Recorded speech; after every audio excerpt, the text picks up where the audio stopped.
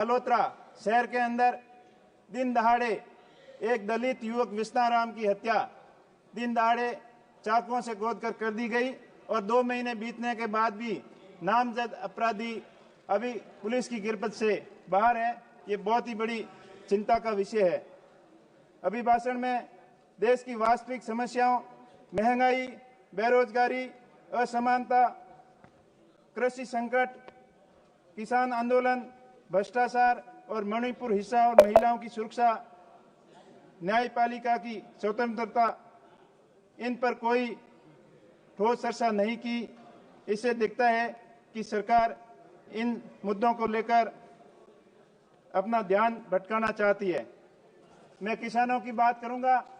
भारत एक कृषि प्रधान देश है और देश की 75% से ज्यादा आबादी ग्रामीण क्षेत्रों में रहती है और कृषि के ऊपर निर्भर है।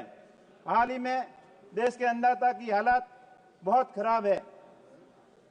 सत्ता पक्ष की ओर से बार बार किसानों की आय दुगनी करने के कई वादे किए गए और 2022 तक किसानों की आय दुगनी करने का वादा बार बार दोहराया गया, लेकिन 22 निकलने के बाद भी आज किसानों की आय दुगनी के बजाय किसानों की आय आधी रह गई है। किसान बहुत ही संकट में है। सिंचाई का पानी किसानों को समय पर नहीं मिलता, बिजली समय पर नहीं मिलती। माननीय प्रधानमंत्री जी ने वहां बाड़मेर के अंदर 2014, 2018, 19, 23 4 बार ये वादा करके आए थे कि मेरे किसान भाइयों और बहनों, गुजरात के कच्छ के अंदर आम और अंगूर हो सकते हैं, तो बाड़मेर के थार क्षेत्र के अंदर आम और अंगूर की खेती क्यों नहीं हो सकती? हो सकती थी, लेकिन आपकी नीति सही नहीं थी। आपने किसानों को सपना दिखाया कि माही बांध की कैपेसिटी बढ़ाकर आपके क्षेत्र के अंदर नहर लाएंगे, पीने के पानी की व्यवस्था पूरी करेंगे, लेकिन वो खाली सपने ही रह गए। आज भी किसान पानी के लिए परेशान है, बिजली के लिए परेशान है, पूरी संकट के अंदर है किसान। अब मैं बात करूं, राष्ट्रपति जी ने अभिभाषण में JJM के बारे में जिक्र किया, जल जीवन मिशन योजना के बारे में। जल जीवन मिशन योजना की स्थिति बहुत ही खराब है। सरकार के हजारों करोड़ रुपए खर्च होने के बावजूद भी धरातल के ऊपर उसका काम नहीं दिख रहा है।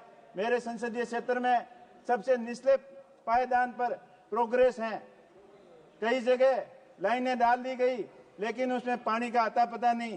कंस्ट्रक्शन इतना घटिया निर्माण है, सही योजना का सही प्लानिंग नहीं होने की वजह से किसानों को पीने का पानी नहीं मिल पा रहा है और साथ ही साथ पशुओं के पानी के लिए कोई गणना नहीं की गई है। मान्यवर, यही हाल किसानों को बिजली का है।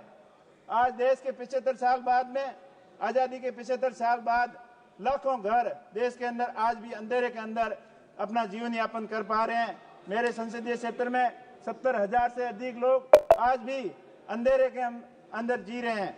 मेरा सरकार से मांग है कि अंधेरे के अंदर जीवन यापन करने वाले लोगों को बिजली के कनेक्शन मुहैया करवाए और RDSS स्कीम के अंतर्गत बिजली तंत्र को मजबूत किया जाए, ताकि आने वाले समय में बिजली संकट से मुक्ति मिल सके। साथ ही साथ मेरे क्षेत्र की कुछ महत्वपूर्ण परियोजना के बारे में मैं बताना चाहूंगा कि रेलवे नेटवर्क के बारे में राष्ट्रपति जी के अभिभाषण में विस्तार से चर्चा की गई, लेकिन हमारे क्षेत्र के अंदर रेलवे नेटवर्क का बहुत ही कम विस्तार हुआ है। लंबे समय से मांग थी कि जैसलमेर, बाड़मेर, भाबर रेलवे परियोजना को लागू करना, और उसकी कई बार मांग होने के बाद सर्वे भी हुए, लेकिन उसको दुर्भाग्य की बात है कि अनार्थिक बताकर उसको रोक दिया गया। तो मेरा सरकार के माध्यम से मांग है कि इस महत्वपूर्ण परियोजना के बारे में विचार किया जाए और साथ ही साथ बाकासर के अंदर ड्राई पोर्ट बनाकर राजस्थान के अंदर जो इंपोर्ट एक्सपोर्ट को बढ़ावा देने के अंदर सहायता दी जाए। इसी के साथ साथ क्षेत्र के कई महत्वपूर्ण मुद्दे हैं, उसके बारे में मैं आपका 1 मिनट के अंदर आपको ध्यान आकर्षित कराना चाहूंगा कि उड़ान योजना के अंतर्गत बाड़मेर के हवाई अड्डे को जोड़ा गया, लेकिन कई साल बीतने के बाद भी अभी वहां पर धरातल पे कोई काम नहीं हुआ। साथ ही साथ वहां प्रधानमंत्री आवास की स्थिति बहुत ही खराब है, दयनीय है, और इतनी राशि कम होने के बाद कोई किसान आप समाप्त पात्र कीजिए, योग्य प्लीज। समाप्त अपने कीजिए। आवास का निर्माण नहीं करा पा रहा है, तो मेरा आपके माध्यम से मांग है कि प्रधानमंत्री आवास की में कम से कम अब 5 लाख रुपए किस्त की ठीक, जाए और ठीक। साथ ही साथ सांसद निधि को भी बढ़ाया जाए, जो हाल में माननीय 5 सदस्य करोड़ है श्री हेमांग उसको जोशी बढ़ाकर जी। 50 करोड़ किया जाए। आपने हेमांग मुझे जोशी बोलने जी। का मौका